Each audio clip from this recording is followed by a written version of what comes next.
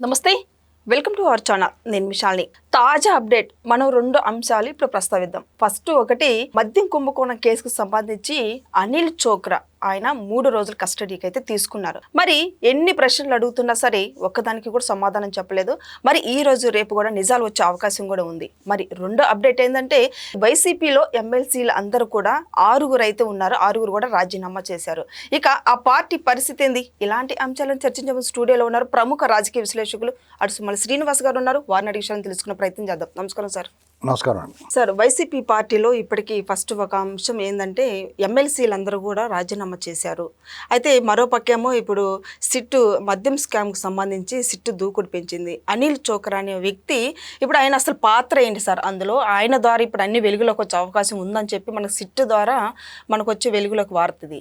అసలు ఏం జరగబోతుంది ఈ అంశాలు? ఇప్పుడు ముందుగా ఎమ్మెల్సీలు రాజీనామా చేశారు. ఏమయ్యా ఎందుకు రాజీనామా చేశారని అడుగుతారు కదా, మీలా విలేకరులు ఎవరో ఒకరు అడిగితే అతనితోటి ఇవ్వలేకపోతున్నామండి, అతని విధానాలు నచ్చట్లేదండి. సహజంగానే అదే చెప్తారు. మరి తీసుకున్నప్పుడు నచ్చినాయా, ఇప్పుడు నచ్చలేదా అని అడుగుతారు ఎవరో. అవునండి, అప్పుడు నచ్చినాయి, ఇప్పుడు నచ్చలేదంట. అంతే కదా. ఎవరైనా రాజీనామా చేసి వదిలిపెట్టి వెళ్ళిపోవాలనుకున్నప్పుడు అలాగే చెప్తారు. ఒకవేళ మరి అప్పుడే ఎందుకు రాజీనామా చేసి పోవాలేదు, మీరు పదవి ఇచ్చిన వెంటనే తెలిసిపోద్ది కదా అతని గురించి. అప్పుడు ఎందుకు రాజీనామా చేయలేదంటే అప్పుడు అధికారం ఉంది, ఏదన్నా అంటే టికెట్ తీసేస్తారు కదా అని భయం వేసిందని చెప్తారు. ఇప్పటికే భయం ఉంది వాళ్ళు. నేను ఒక ఆయన చెప్తున్నాడు అలాగా. అంటే ఏంటంటే ఆ శర ఇడిపించుకుని పోదామని చూస్తున్నారు వాళ్ళు. అంటే దీంట్లో 2 రకాల అర్థాలు ఉంటాయి. చాలామంది అధికారం లేనప్పుడు వాళ్ళతో ఎందుకు, అధికారం ఉన్న వాళ్ళ వైపుకి వెళ్ళిపోవాలి, లేదా అది సహజంగా కొంతమంది చేసే పని. ఎక్కడ అధికారం ఉంటే అక్కడ పోతారు. బెల్లం చుట్టూ ఈగలు ముసిరినట్టు, చీమలు చేరినట్టుగా, చెరువులో కప్పలు చేరినట్టుగా. అది ఒక రకం. రెండో రకం ఏముంటుందంటే, ఇక ఎప్పటికీ ఈ పార్టీ మళ్ళీ అధికారం రాదు, వీటితో పాటు మనకి ఎందుకు పోదాం అనుకుని ఇంకో రకం ఉంటారు. ఇప్పుడు అతనిలో ఇవాళ కాకపోతే రేపన్నా అధికారంలోకి వచ్చే ఉందనుకోండి అవకాశం ఉంటారు. 4 ఏళ్ళు గడిపేస్తే మళ్ళీ అధికారం వస్తే అప్పుడే చూసుకోవచ్చు అని. ఆ అవకాశం ఏ కోసమైనా కనపడతలేదు. ఎంత దూరం నుంచి జాతక బైనాకులర్స్ పెట్టి కూడా చూస్తే ఎక్కడి నుంచైనా ఒక వెలుగు రేఖ కనపడద్దేమని చూస్తే అంత గాఢాంధకారం కనిపిస్తుంది. పైగా జగన్మోహన్ రెడ్డి కొంతమంది నాయకులు, కొంతమంది వాళ్ళ మనుషులు నరవానరం అంటారు, నరవానరాల్లా ప్రవర్తిస్తున్నారు. అసలు ఏంటి ఏం అర్థం అవట్లేదు వీళ్ళకి. సరే ఇంకా మనకు వద్దురా బాబు అనుకుని నిజంగానే సఫర్ అయిన వాళ్ళు కొంతమంది ఉంటారు. ఏంటి అనవసరంగా వచ్చి చేరం, వీటితోటి మనకి ఎన్నో అవకాశాలు ఇస్తానంటే అతను నమ్ముకుని ఉన్నాం. అతను రాష్ట్రాన్ని పాడు చేసాడు, తను పాడయ్యాడు, మన భవిష్యత్తు కూడా పాడు చేసాడు. మనం ఏదో దారి చూసుకోవాలి, ఇక నుంచైనా సరైన దాంట్లో నడవాలి అనుకుని కొంతమంది మంచి ఆలోచనతో ఉంటారు. అలా ఇలా రకరకాల కారణాలతో 6 రాజీనామా చేసి మాకు వద్దని చెప్పేసి బయటకు పోదాం. అందులో ఒకళ్ళు మళ్ళీ వెనక్కి వాళ్ళ అభిప్రాయాన్ని మార్చుకున్నట్టున్నారు. మిగతా 5 ఎట్టి పరిస్థితుల్లో మాకు వద్దు, మేము వెళ్ళిపోవాలంటున్నారు. దాన్ని ఆ చైర్మన్ గారికి అప్లై చేసుకున్నారు. ఆయన దాని మీద నిర్ణయం తీసుకుంటా పెండింగ్లో పెట్టాడు. పెండింగ్లో పెట్టాల్సిన అవసరం వాళ్ళకే కూడా లేదు. ఎన్నాళ్ళు ఆపుతారండి? ఇప్పుడు వాళ్ళ ఉద్దేశం మాకు వద్దని వెళ్ళిపోతున్నారు. వద్దని పోతే పోండి హేనాలు. సాధారణంగా పార్టీకి వ్యతిరేక కార్యక్రమాలు చేసిన, పార్టీకి వ్యతిరేకంగా మాట్లాడినా పార్టీయే సస్పెండ్ చేసి మేము ఇచ్చిన పదవిలో ఉండేలా మాట్లాడుకు రాజీనామా చేయి అని ఛాలెంజ్ చేయాలి. అలా ఛాలెంజ్ చేస్తే టకాలమని రాజీనామా చేస్తే అది వెంటనే అవతల వాళ్ళకి దాఖలైపోద్ది ఆ ఎమ్మెల్సీ సీటు. అది అందుకు వీళ్ళు ఏం చేశారంటే ఎత్తుకు పై ఎత్తు అన్నట్టుగా వాళ్ళని రాజీనామా ఆమోదించకుండా, వాళ్ళు ఫ్రీగా అటుపక్క వెళ్ళిపోయి మాట్లాడకుండా, ఒకవేళ వాళ్ళు అసెంబ్లీ కౌన్సిల్లోనే ఉండి ఏదైనా బిల్లుకి వాళ్ళ పార్టీ లైన్ దాటి చేస్తే అనర్హత వేటు పడేలాగా ప్లాన్ చేసుకున్నారు. అలాగే అనర్హత వేటు వేస్తే ఏమవుతుంది, వాళ్ళకి కొన్నాళ్ళ అవకాశాలు ఉండవు. అంచేత దాని గురించి వాళ్ళు ఇబ్బంది పెడుతున్నాం అనుకుంటున్నారు. వీళ్ళు ఏమీ ఇబ్బంది పెట్టలేరు. ఏంటండి వాళ్ళు అలాగే ఉండి మాట్లాడతారు. ఇక రేపు నుంచి చూడండి, వాళ్ళు ఇప్పటికీ కూడా ఇంకా అంగీకరించి వాళ్ళని వదిలిపెట్టలేదు అనుకోండి, వాళ్ళు అంగీకరించలేదు అనుకోండి, బహిరంగంగా విమర్శించేస్తారు. ఏం చేస్తారు? వైసీపీ ఎమ్మెల్యే అనేసి జగన్మోహన్ రెడ్డి దుర్మార్గుడు, అరాచకవాదం, అతను నమ్మకండి రా బాబు, మేము దెబ్బ అయిపోయామని చెప్తాం మొదలెట్టారు వాళ్ళు. ఎంత నష్టం వాళ్ళకి. మేము పార్టీకి ఎంత సపోర్ట్ కూడా, ఎంత నిలబడి ఉన్నాము. ఇంకా వాళ్ళు ఏ రకంగా వాళ్ళ బలాన్ని నిలబెట్టుకుందామని ప్రయత్నం చేసినా అది జరగని పని.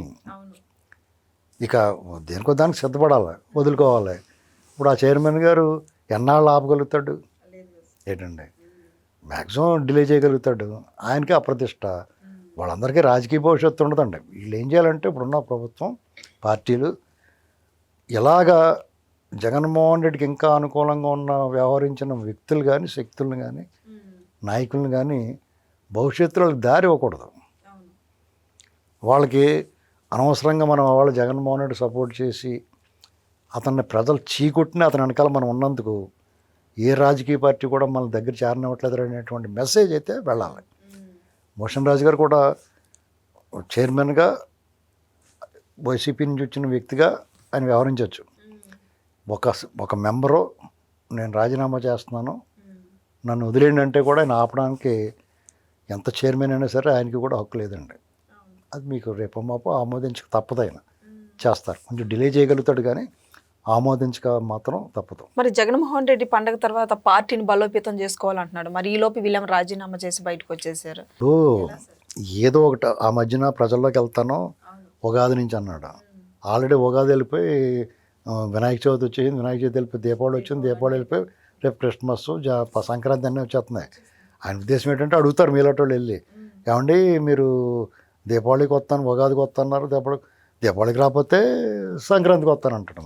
సంక్రాంతికి రాలేదనుకో అప్పుడు వెళ్ళి అడిగారు ఇంకో సంక్రాంతి రాకపోతే మళ్ళీ ఉగాదికి వస్తాను అంటాడు. అంతేగాని నేను బెంగళూరు నుంచి మాత్రం కదలను రమ్మని అనుకుంటారు. బాబు ఈ జనాలతోకి నాకు చిరాకు వస్తుంది, నేను మళ్ళీ గెలుస్తానో లేకపోతే ఎప్పుడు జైలు పోతానో నాకే తెలియదు అని మనసులో అనుకుంటాడు. పైకి చెప్తే ఇంకా ముందే బెంబేలు ఎత్తిపోతారండి. వాళ్ళని అందరినీ ఉత్సాహపరచడానికి 2.5 చూపిస్తాను, రప్ప గంగమ్మ జాతర ఎక్కడున్నా లాక్ వస్తాను ఇవన్నీ మాట్లాడుతున్నాడు. నువ్వు ఎప్పుడో నువ్వు వచ్చిన తర్వాత ఎక్కడో ఉంటే లాక్కుని వస్తావు, ఇవాళే లాక్కి వెళ్ళిపోతారు కదా వాళ్ళు కావాలనుకుంటే.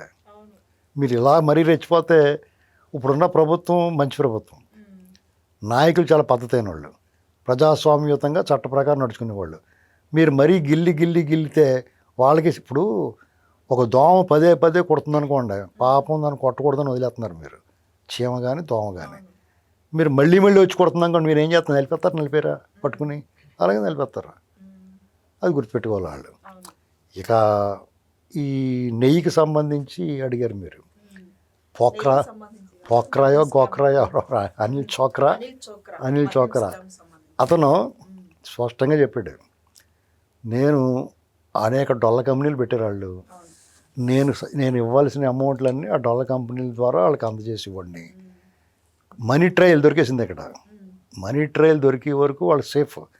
మనీ ట్రయల్ దొరికి అది ఈడీ కూడా ఎంటర్ అయింది కాబట్టి, డొల్ల కంపెనీలు ఉన్నాయి కాబట్టి వీళ్ళందరినీ చుట్టూ తేగలు కడతారు చూసారా, తేగలు తవ్వి పాతర తవ్వి తేగలన్నీ ఒక కట్ట కింద కడతారు. అలాగే కేసులన్నీ కట్టి శుభ్రంగా లోపల పడతారు. ఎవడు తప్పించుకోలేడు.